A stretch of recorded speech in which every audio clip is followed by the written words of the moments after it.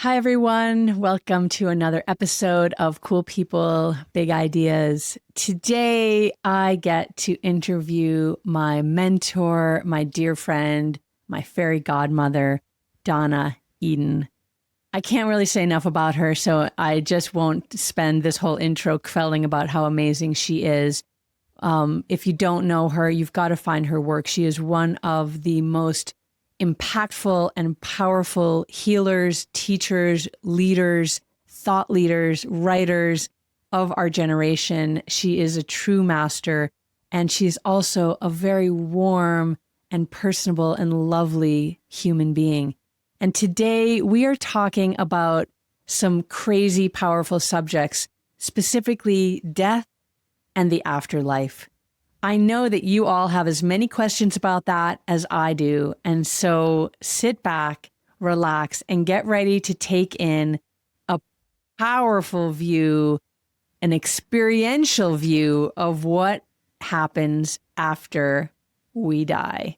I think you're going to just love this podcast. I enjoyed it so much. I'm already plotting and planning for when I can get her back on to ask all the questions that came up for me after the podcast was over. Leave us a note in the notes and let us know if you have more questions, and we'll try to get Donna back on here again, because this is one powerful lady. Enjoy. I'm so happy that we are going to get to have this conversation. It is just... Me too.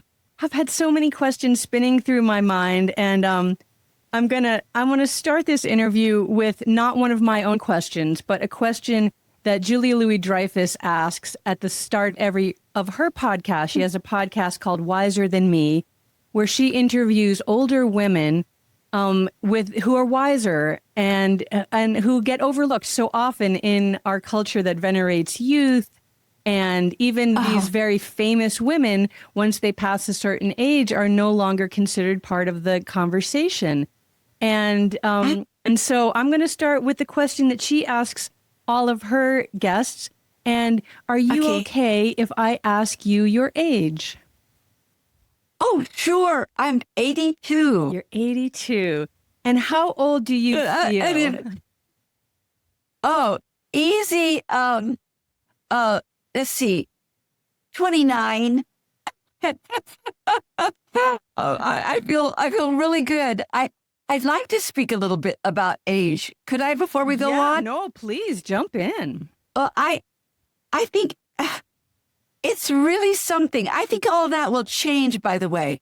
I think the future will not overlook older women, because women start catching on at, oh my God, this is my best part of my life. This is the best. You know, if they really have done the work on themselves and all that sort of stuff, there is something glorious and amazing that comes over you as you get older. And I love this age. I love this age. I'm at peace. When I was younger and I would have people say, oh, I just want to be happy like you, they'd say to me. But I'd think to myself, I'm happy and I've got joy, but I want more peace. And peace is there now. Just utter peace. And it makes life so easy. You can just float along with whatever is going on. And yeah, it's just really good. Why do you think that is? Why do you think peace took so long to come for you? It's because as a kinesthetic, peace started creeping up further and further and further. But I was working so much that the things I wanted to have peace in, I didn't get to have, because there was no time left over in my day. First of all, I hurt that everybody wasn't happy. I really hurt for them. And so I'm I want everybody to have a good life. And I could take it on. And now it's so clear to me that everybody has their journey, and that whatever they're in, it's their journey. And I can't be so selfish as to take their journey away. and it's really interesting. It's a good place to be. I really love it. I love that what you just said, to be selfish to take their journey away. Even the difficult parts is part of people's journey, and that needs absolutely. to Absolutely. stay.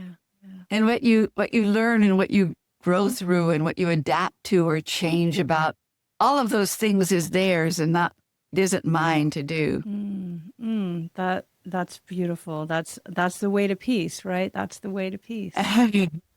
So you're 82 and you feel young, and I want to go back to some of the health challenges that you've just had recently. So you had Yes. open heart surgery, and I was with you, as were many other people, at this huge event that you were hosting and headlining, your school, your company, this Energy Fest. And you were not really doing well at that time. And then in the middle of the festival, you actually had to leave and go into the hospital and were there for a long time. And then you had open heart surgery. Yeah. So, and then Yes. you had a long healing after that, and now you feel amazing. So can you talk to us a little bit about like what that felt like to be in the hospital, to be knowing you were going to have this heart surgery? Were you afraid? Yeah. Did you have fears of your own death or anything like that? No, I was sure I wouldn't die. I wasn't afraid that maybe I would.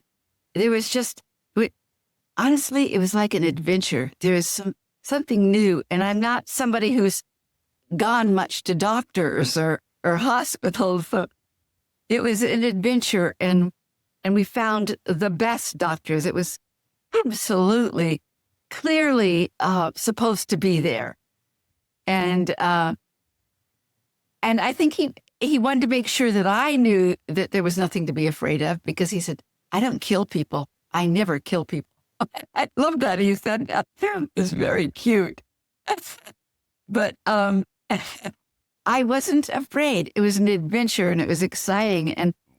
And when I went under, I really did. I believe I was traveling through the universe on a banana, is what I thought. I was just riding atop a banana, and I went everywhere through the universe, and it was exciting. And yeah, it was quite amazing to me, that whole experience. I just thought of it as an adventure. That's incredible. That's incredible. That's incredible. And so you remember the time when you were under anesthesia, when you were riding through the universe, you remember that? Yes, Wow. I do. Wow. I do. I don't know that it was really a banana, Sure. but whatever else. So I know that you're planning to do some teaching around what you learned in that journey, because you talked not long after about the heart and what you learned and working with your daughter Titania. Yes. Can you share just a teeny bit of what you learned? I mean, you've been studying energy medicine your whole life, and then here is something new for you. Yeah. Can you share that a little?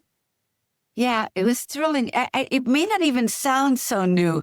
It became so clear to me. It's just what we all say and know, that everything is connected to everything else. So it wasn't just about the heart. Your whole being is taken into this.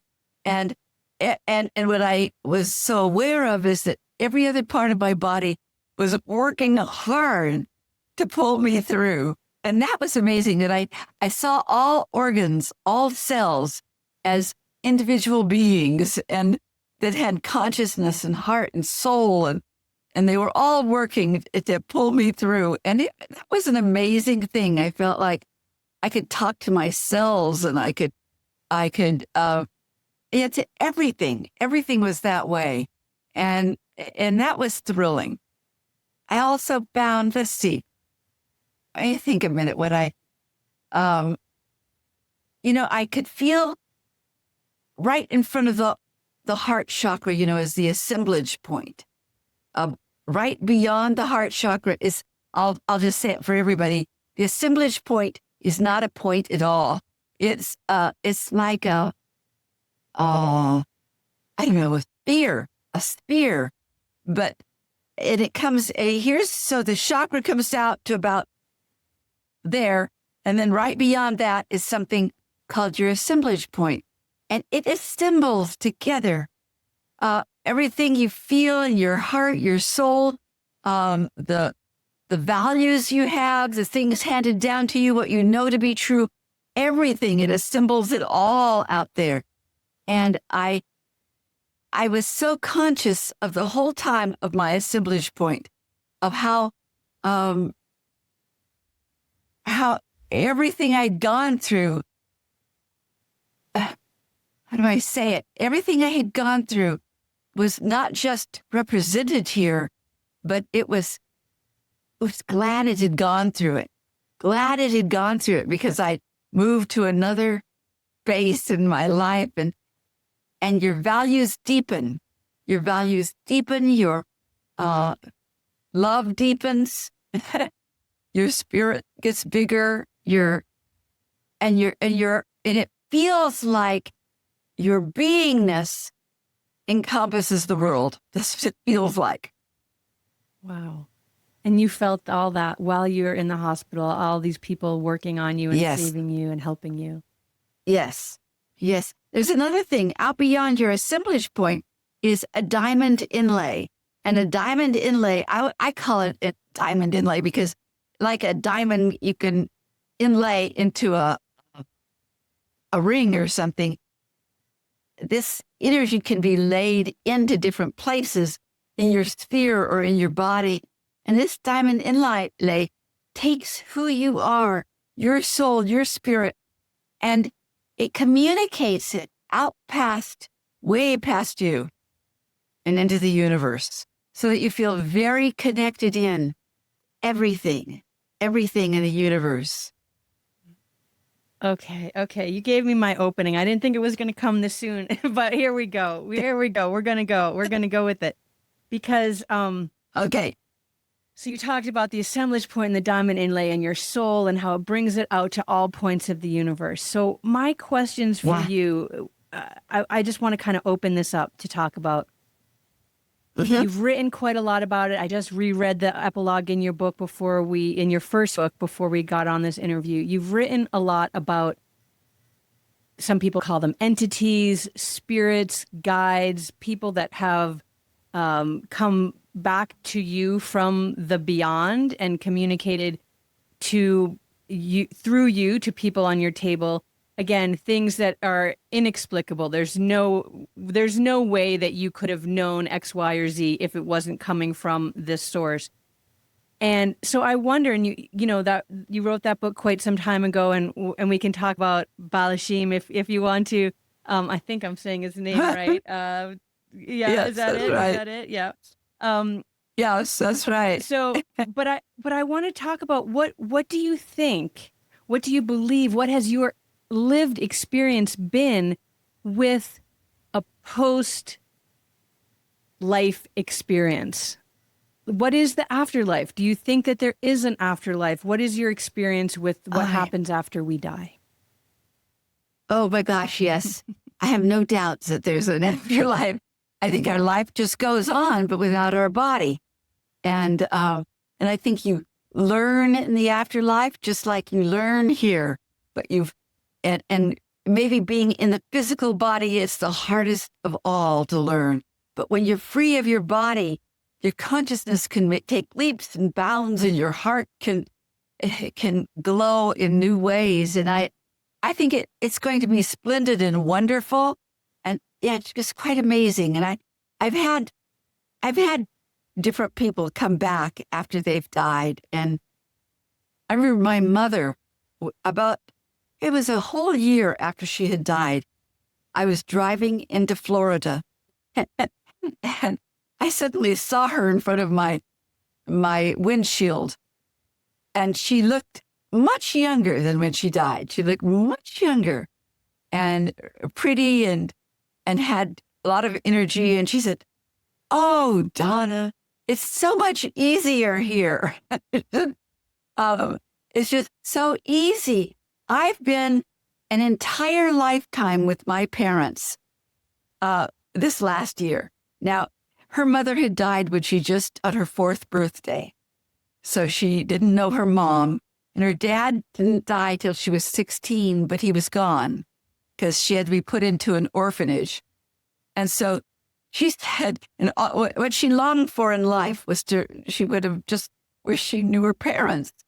And she said, it's been so wonderful.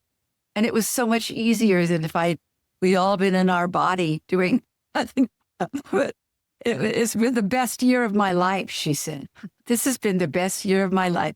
And I said, and she said, so now I'm going to go and find your daddy. Oh. But I've had different people come, and it's been really sweet and so good.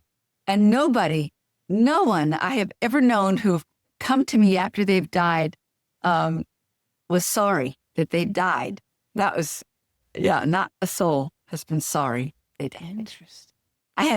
When I was in my 30s, I had a professor who I adored and loved, and suddenly he was in an automobile accident, and he was killed, and I was beside myself. I couldn't imagine how the world could go on without him. That's how great a human being he was, and it didn't seem right for the world. And one night I was crying myself to sleep, and I felt an energy, and I sat up, and he was sitting at the end of my bed, and he said, "Oh, Donna, I really needed this rest." That's all he said. Wow. So things like that have happened to me quite a bit. Are you able to reach out? Like, can you talk to your mom whenever you want to and she comes back? Like, how does that work for you in a body, talking to people passed beyond? Usually if I'm just cruising along in my car or walking along in the country, I can feel my mom and I can talk to her, and it's very easy.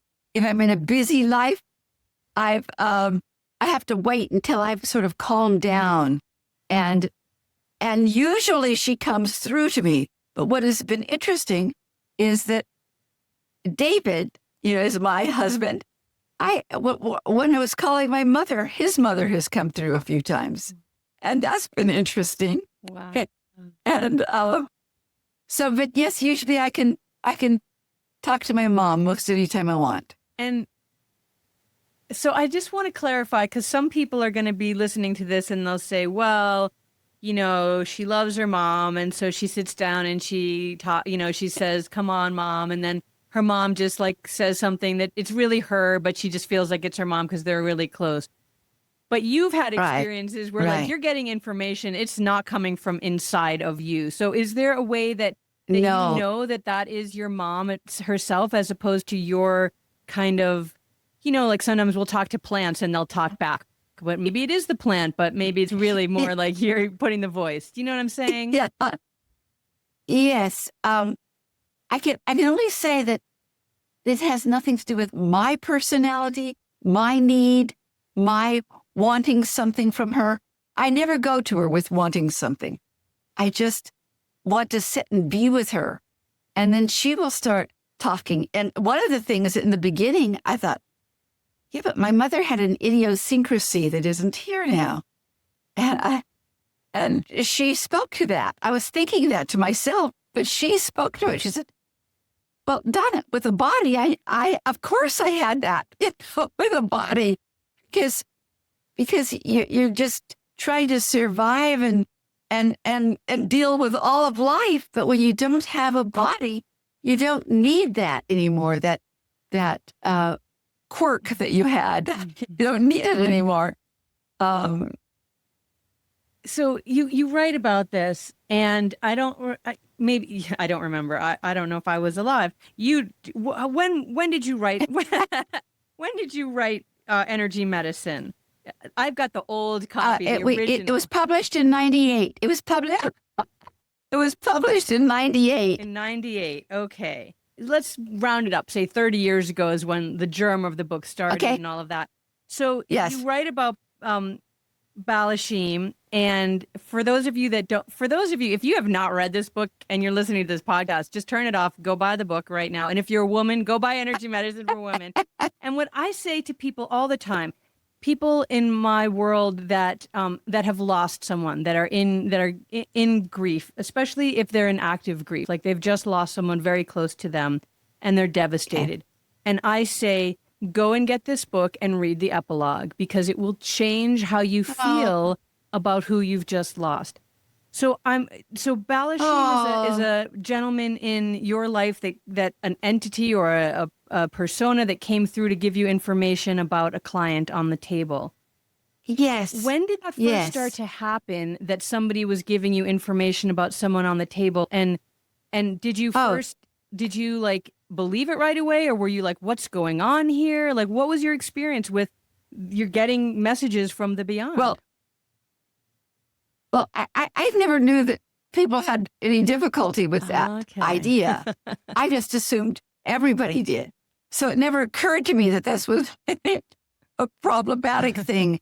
Now, when I first started my practice, for instance, and I was new to doing it on anybody but myself or my kids, I sometimes would get to a point, maybe they had something going on in their body, and I thought, whoa, what do I do? And so I'd be still, I'd get really still, and the answers would start coming. But sometimes I would see somebody who would tell me. And I guess I remember I had a 16-year-old girl once who was on my table, and she'd been in and out of the hospital she had such terrible pains in her abdomen. They were trying to find out what it was. And suddenly, I was doing everything I could, and she was saying, oh, I'm feeling better. But I thought, wow, I wonder what the source is, so I can't get to the source. And whenever I didn't know, if I'd be quiet and step aside, the answer would come. And I saw this man as clear as anything I'd ever seen. A man came forth, and he said he was her grandpa, and they never met, but he'd been following her all of her life. And he said what it was. And it was that these were his. This was what he had when he died. He had these terrible pains in his abdomen, and she was in her mother's stomach, and she was in that room, and she had so much sympathy and wanting to take it, and that's what happened. That day, she never had any more pains. Wow. Okay, so now what I'm thinking is, I got to imagine all our listeners are thinking, I'm just like, okay, I'm looking around, grandma, grandpa, daddy, like all of these people. So everyone's going to want to know, how do we do it? How do we talk to those people that have gone beyond? Oh, wow. Now, yeah, I'm going to try to answer as me when I never knew you couldn't. So it's maybe a little different. I do know, though, that I've taught, that isn't the right word, but I've helped people to be able to speak to somebody. And when they've been on my table, when I had a practice, and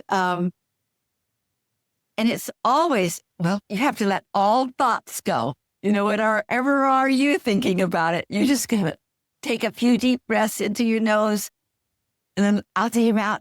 I like to do it from way back in my throat. And do that a few times until you don't want to breathe anymore. And just be still. Just be as still as you possibly can. And I've had people say that something came or somebody came. That usually was the way, instead of them calling on somebody. It was when they became just accepting of whatever was going to come. And then they would be the ones who would often get it. I will speak of Balishim for a minute, please, okay? Please, and share more of the story. Share a little backstory with everybody if they haven't read the book yet. Okay.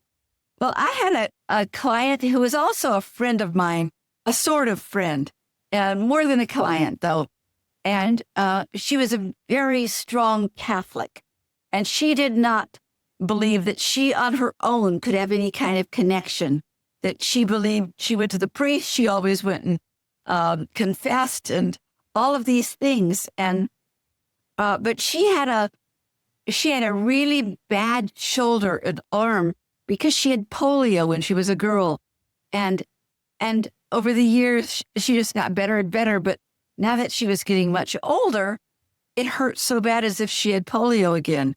And she wanted it gone, but she wanted to know, is that what it is or what is it? And no doctor could find it. But she couldn't lift her arm at all. She couldn't do anything. Couldn't lift her shoulder. And it went all the way down to the side of her body, maybe to the bottom of her rib. And so she had come for a session, and I suddenly saw in the corner somebody who looked like Yul Brynner in The King and I. Did you ever see that movie, The King and I? Yul Brynner. That's what he looked like to me. And he said, I am Balishim. Stand at her shoulders. And I went and I stood at her shoulders, and I know he stepped into me. Somebody stepped into me, and my arms went really underneath her, top of her back, and I just held it there. And she began to seize. She had a seizure, and she went all over the table until she was on the floor. And I panicked. You know, she was older than 82, whatever her age was, I don't know, but I ran over to her, and I think she was crying, but I thought she was crying because she was hurt, and she was crying because this amazing thing had happened. And she said, look, and she lifted her shoulder and her arm, and there's no pain, and I can do it, and it's easy.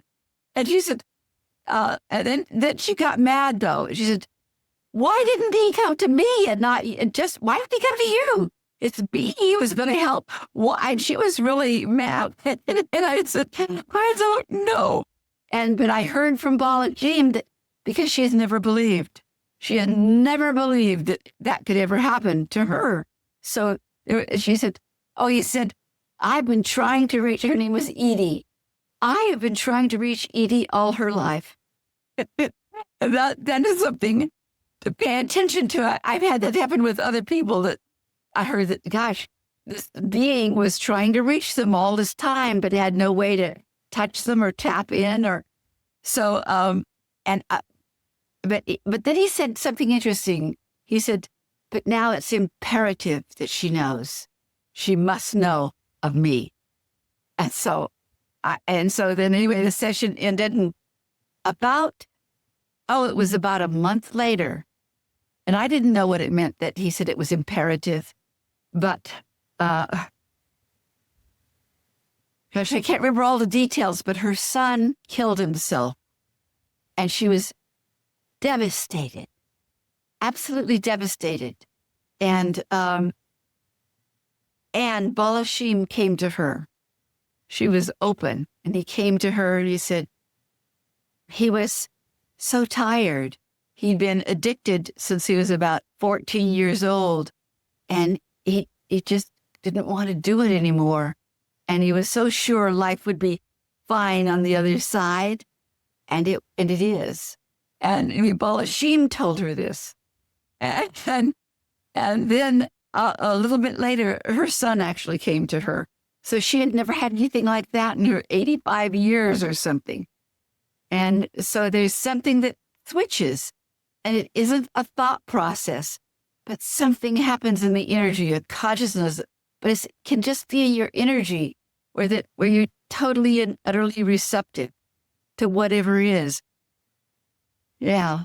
You know, my husband is, and you know him, a friend, but he is what I would call a digital metal. And a digital metal is somebody who lives up in his head. And he also likes rules and form, but he also wants to save the world. And he's quite beautiful, but he's never had anything like this happen until, just these last few years, something has shifted. And like this morning, he popped out of bed. He said, where are you going? I'm going. My team is waiting for me upstairs. And he has a couple of people who really feed him when he is on a project, a writing project. They feed him with better ideas and how to say it better. And he just goes up and he listens. And that's the man who lives in his head, and it's happened for him. So, wow. That's amazing. So there's hope. There's hope for all of us. If David Feinstein can find this, right? Then there's hope for all of us. That's right. That's right. So you write as well in this book, again, the epilogue. I mean, the whole book is brilliant, but then the epilogue it's like you can't even. So you write about reincarnation as well. So spirits that have come back, souls that have chosen to come back into this world. Yeah. And so I wonder, like, what your experience with that is. Is there, like, do we have the choice we can come back? Do our souls stay? That, a lot of what you were writing about is some things that, we've seen in documentaries about how people remember parts of maybe who they used to be, but it's not like if I die and come back, like I'm going to be Lauren again in some other form. I'm going to probably be different. So what are your thoughts on that about like choosing to come back, or what do you think? Well, I think that when you come back, you start from where you left off, not the same story, but what you have grown and learned and evolved to, and just how evolved you are, and even your joy, everything that you've learned in other lifetimes, you get to now reap the benefit. Mm-hmm. So I think it's a choice that most people make. I do. And I don't necessarily think you come back to Earth. I mean, there are so many places out in the universe you could go. So there might be another place, another planet somewhere that we don't even know about that you might go to. I like that. I like both of those things, because I sort of feel like right now, I feel like now I'm ready to start my life. Like now I know enough, I'm ready to start my life. But I also don't want to live my life with, like, it's all just been about learning and, but there's been a lot of learning. That's right. So I like that idea. If I'm going to choose to come back, that I don't have to redo all of those. No, you don't have to redo. I know this is true. When I was a really tiny little girl, now, I believe she was real, but she might have been my make-believe friend. That's what I don't know for sure because it was so long ago. She was there constantly, a giant angel. She was 8 feet tall and walked alongside me wherever I went. And she would tell me all sorts of stories and things and truths. And she said, and there was a time when my mother was very ill and she was in the terminal ward of the hospital. And we were told, prepare, my mother was going to die. And I was just overwhelmed, and I was talking to my angel friend, and I said, I don't know how the world can live without Mama. She's so important, and she's so good, but I haven't been here very long. I should be able to just I could take her place, go back to where I came from, and Mama could keep on living. And she said, well, if you know that if you did go back, you'd be really happy. I said, yeah. And and I think that your mom's going to live. I believe your mom's going to live. She's not going to die, regardless of what they say. This angel was always talking to me about wisdoms and truth. And did your mom live? She lived. She lived until 1998. Wow. Wow. That's amazing. Yeah. And when she was dying, my brother, my sister, and I were there, and my mother started reaching up. And I said, Mom, Mama, what are you reaching for? Is it Daddy? No, it's my daddy. He is coming for me. That was very big. Wow. So she saw it was very, very, very. Her own father came and reached down for her. Yeah. Wow. That's so interesting when, you and I have talked about Sebastian Junger and his book, In My Time of Dying, and he writes about when he was almost dying, that his father came and said, come with me, I'll take care of you. And he said, no, like, I'm not going there. I have little kids. I'm not going with you. And then he totally lost consciousness and then he lived through some miraculous surgery. But I often think that his father was saying, like, I will take care of you. Not that I'm taking you to the other side, but that I'm going to take care of you and make sure that you come back. Yeah. Yeah, that's nice. Yeah, parents continue to be parents. Yeah, I think so too. I think so too. Has your mom ever shared with you, or have you ever asked her, like, what the, this is a crazy question, like what the architecture of the other side looks like? Oh, no, I don't. Although I think I've seen it in my own vision, but wow. No, I think I will be asking that soon, though. You know, all we get is the New Yorker cartoons, and they're all in the clouds. That's all we ever see is everyone's in the clouds, and they all have wings. And, you know what I mean? But I don't know if that's really how it is. Yeah, yeah. Well, my mother looks so hot as a 1940s girl. That's what she looks like to me. And I think that's so interesting.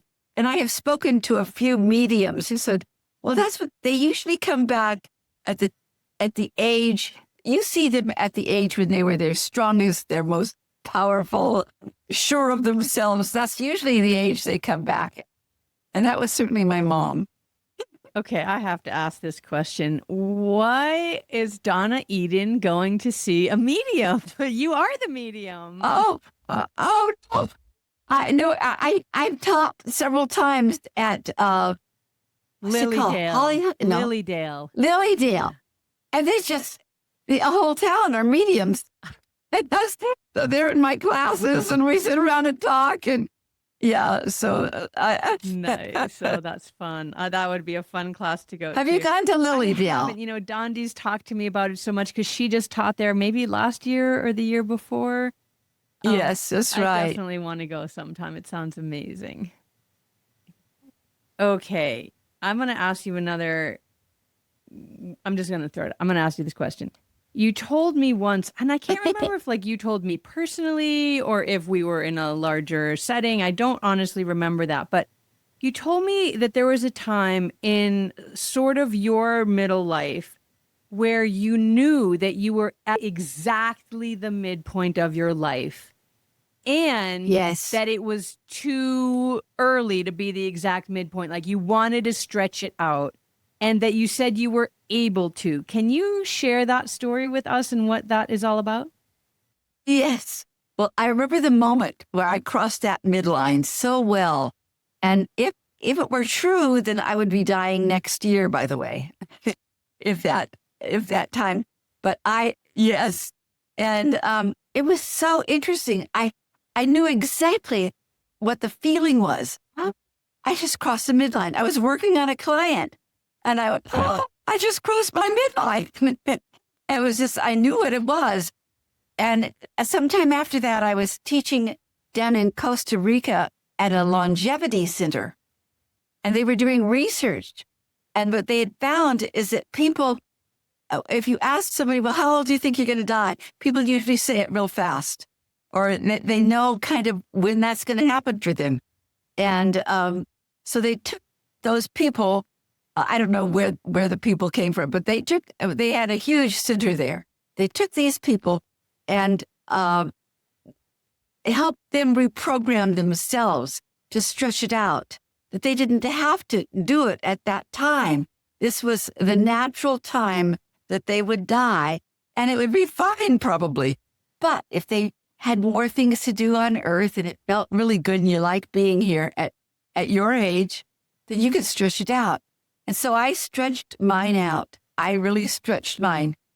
Now, I think it's still stretching right now. So I had stretched it to about 6 more years at the time when I stretched it. Now it's stretching out further. So I'm just going to keep stretching for a while. I'd like to go to 100. Nice. And when you say you're stretching it, is that like part of your belief system, like that's deep in the chakras, or like where do you feel that, or is it like you're doing more exercise? I don't mean stretching in that way, but stretching and like getting the physical body stronger? No, it's nothing like that. There's a real movement in my body, that my body is in a certain rhythm. It has its circadian rhythms, but also just the rhythm of moving forth or being still or anything like that. And I can feel the rhythm moving rolling forward. It rolls forward.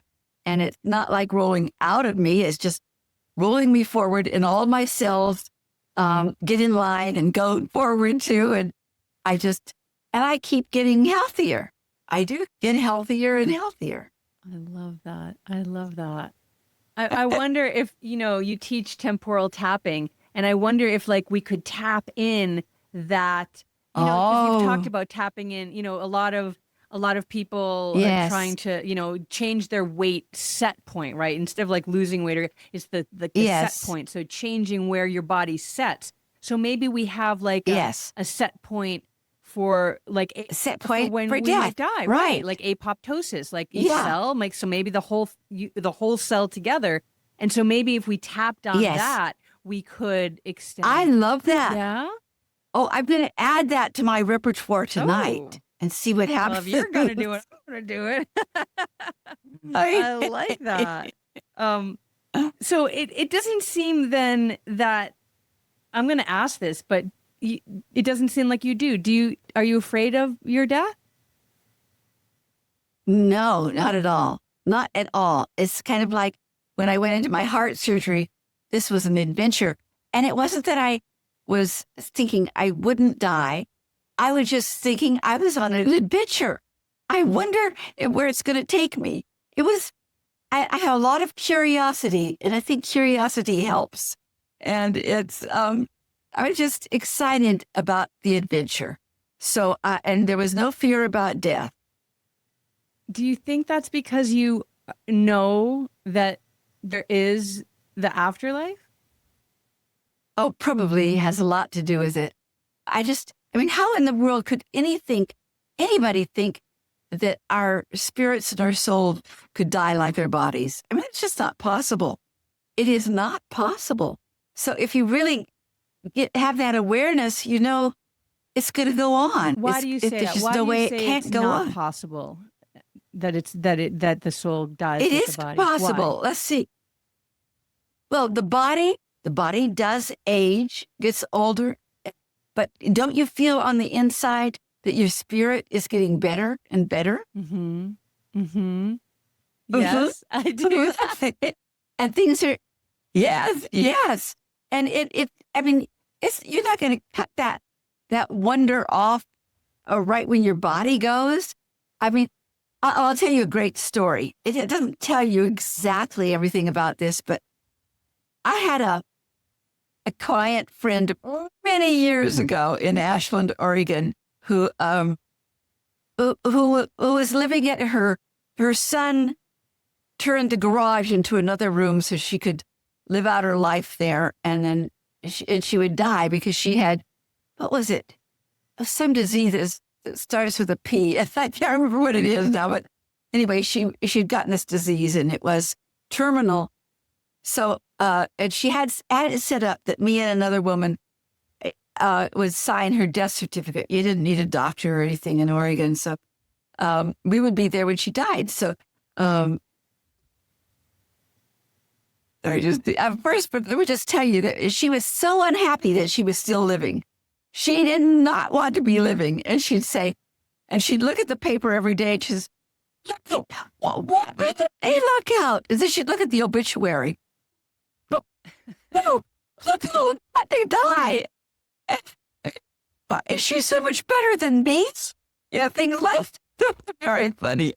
And and she was very upset that she didn't feel like she had done anything with her life. She didn't have a good life, and she really wanted to just start over. And so, it wasn't like she wanted to kill herself because she hated life. She wanted just to have a new life. And so she thought she'd get reincarnated and da-da. And so but one night, and so sometimes I was called there 3 times in the middle of the night. Get over, Phyllis is dying. So we'd go over there, and my other friend was there too, and she'd keep living. Well, this one night, we got there, and she was really dying. And there was a doctor who lived next door, and he came over just to see what state she was in. And so we waited long enough. He said, yeah, she's dead. She's gone. She's gone. So we were signing the test certificate when Phyllis went, oh, Phyllis came back. I couldn't even said, said, I just had to tell you all who met me in the tunnel.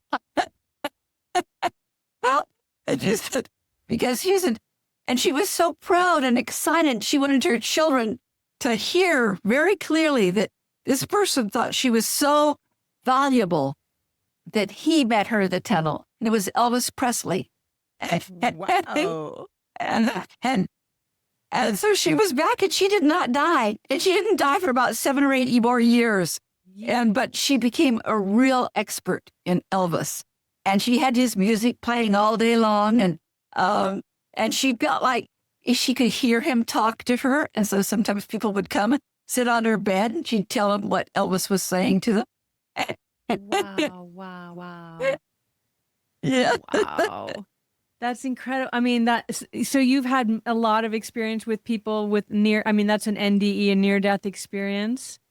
Yes, I have. Oh, yes, I have. Yes, I have had a lot of that. And do you hear similar reportage that, what I hear from those experiences, if I have to just put it in a nutshell, is you are loved, you are perfect.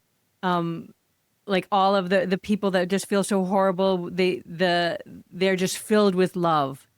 And a lot of people come back with a new lease on life, like they're excited to live again, especially if they have more time after that. What's your? She sure was. Yeah. Yes, she did not want to die now. She wanted to. Well, she wanted to learn everything about Elvis. She didn't even know him, so it was good. She and really got close to her kids whom she wasn't close to, and yeah, it was really good. I remember sitting with a friend of mine we'd had a really challenging relationship. He was, we were business partners at one time. He was much, much, much, much, much, much older than I was. And I went and sat with him to kind of have our final, like, it's all okay, kind of thing.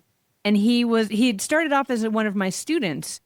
And he was maybe at this point a year or two from his death. And of course, I didn't know that at the time, but we were talking and he was still talking about all of his anxiety and his struggles with being a good person and all of that. And he wished that he just was nicer to himself. And I said, when you get to the end, it's all pure love and bliss. So you could just bring that into you now and then just enjoy the next chunk of your life and not wait until you die to realize that you are loved and lovable. Yeah. Did he take that in? I think so. I'm friends with his daughter and we were talking the other day and she said, towards the end of Dad's life, he really was changing. He really was different. He was accepting. He was at peace. I'm not going to say that it was because of my conversation with him, but maybe there is something that happens towards the end where you not that you're towards the end. I'm not saying that at all, but just that it's taken you this long in your life to get to that peaceful place that you talked about at the very beginning. Yeah, that's right. Peace is so great. So great. I love peace.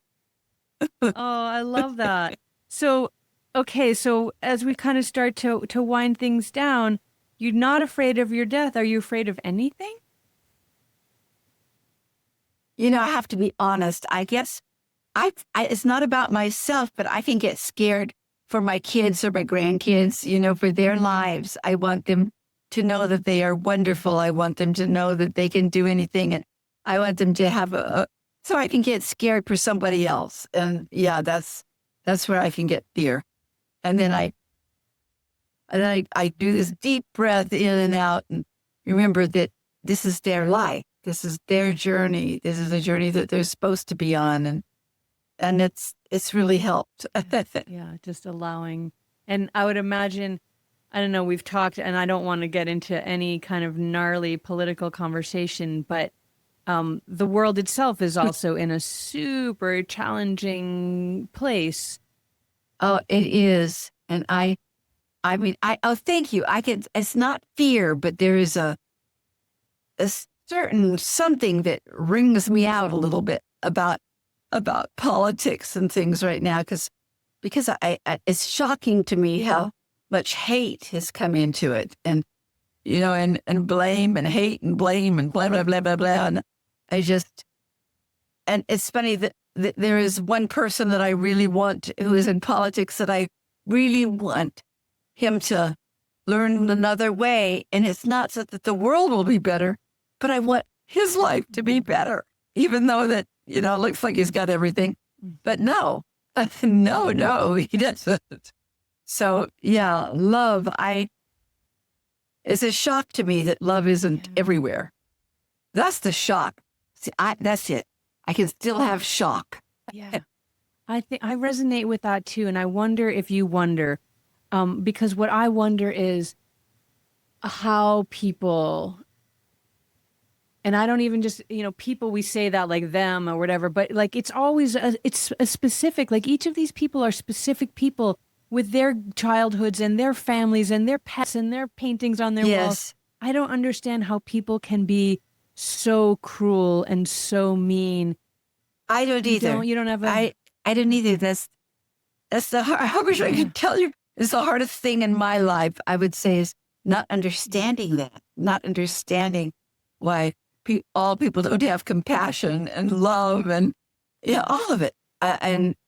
So I think that's why we keep going on, though, so that everybody will get to that point. I love that. I love that. And I know your work has helped so many people. My thinking on why people are so cruel is trauma. I trace it all back to trauma. If you've been hurt, then you want to hurt, and hurt people. And if you don't have the tools or the awareness or some nudge to go and do your own self-healing, and you accrue any kind of power, financial, political, or otherwise, entertainment, people, just all of it, then you'll just take that cruelty and it will just amplify, because you don't have love in your own heart for your own self and your own soul. Yeah. And there's other reasons too. It's like, it's really interesting. My grandson, he's 8 years old, and he was born to a meth mom, and my daughter adopted him. And she's the best mother I ever saw in my life. She's so good. And it takes a lot to be his mom. And it turns out, he must have been so unhappy inside of her as she went through everything. I'm leading up to, I know. So he's getting some great therapy now. And I really bless the woman who is his therapist. And my daughter, Tanya, and her mate, they're really following the protocol to get him over, because you can't just have regular therapy. He's a part of his brain actually didn't connect up, so it has better communication. All of his brain works. He's actually brilliant, and yet some parts didn't connect up. So, he's. One of the things that does connect up that is so strong in him is mirror neurons. Do you know that term? Yes. So it's wonderful when he sees somebody who's loving and happy to see him, he takes it on. But if somebody's being a monster or hating, he takes that on. He has the strongest mirror neurons of anybody I've ever seen in my life. And so, anyway, so he's learning all, and so he is really learning about love in this way, and he's now starting to self-reflect about it, because for a long period of time he said, "I hate babies," and because he didn't want to be a baby. Part of it, he didn't want to be a baby, but now I heard him say yesterday. He really looks at himself as this 8-year-old and said, "I wonder why I hated babies. They're so cute." It's like, and he doesn't feel that way anymore. So he takes on these mirror neurons, which are wonderful. So one of the things I've seen in my life is if you treat somebody incredibly kind who has been really mean to you, it might take a while because sometimes those mirror neurons don't like that. But I've seen people shift in such remarkable ways, And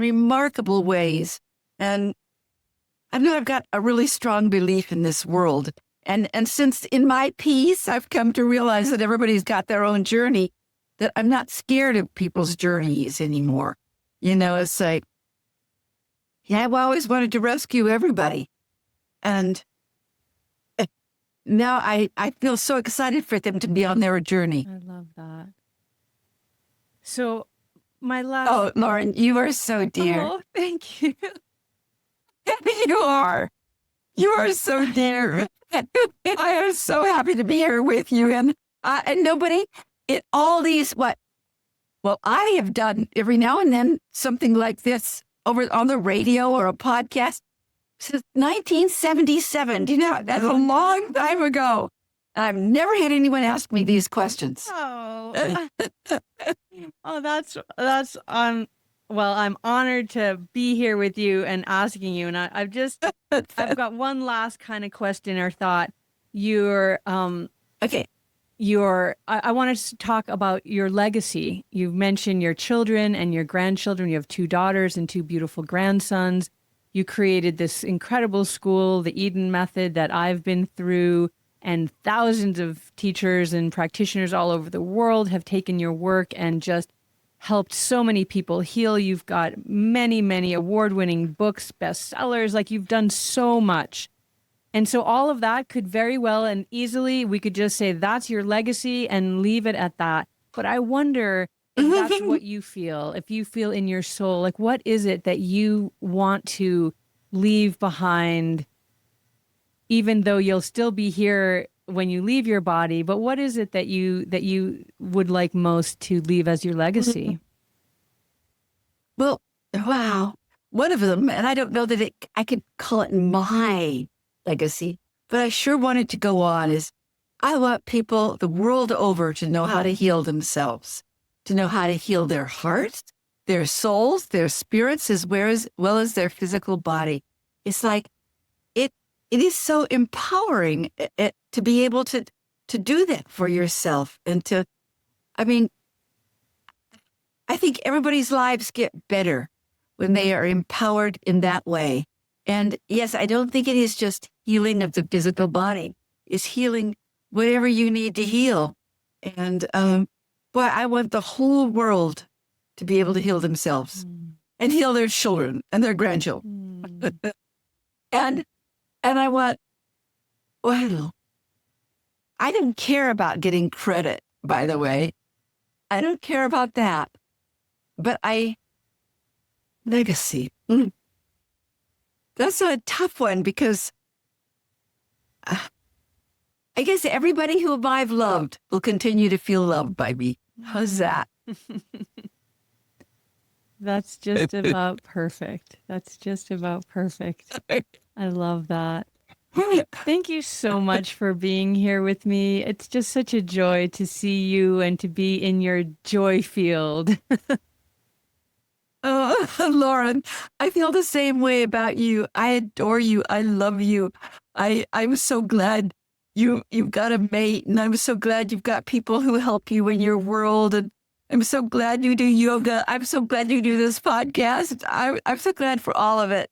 And I just want your life to continue to get better and better and better and better. And one day, I just had a hit, Lauren. I just had a hit. I think your life is going to expand further and further and further. Well, from your lips to all of the angels that are surrounding both of us and all of us in the world at all times, may that be true. Yes. I hope so too. May that be true. May that be true. It's just so wonderful to just bask in the joy of you. And I'm going to close with Julia Louis-Dreyfus as well. To be with somebody who is so much wiser than me, it is an honor and a treat. So thank you, Donna. Oh, Thank you, Laura. Chris, I think you are so wise, but thank you. I'll take that in. Bless your heart. Okay. Bye-bye.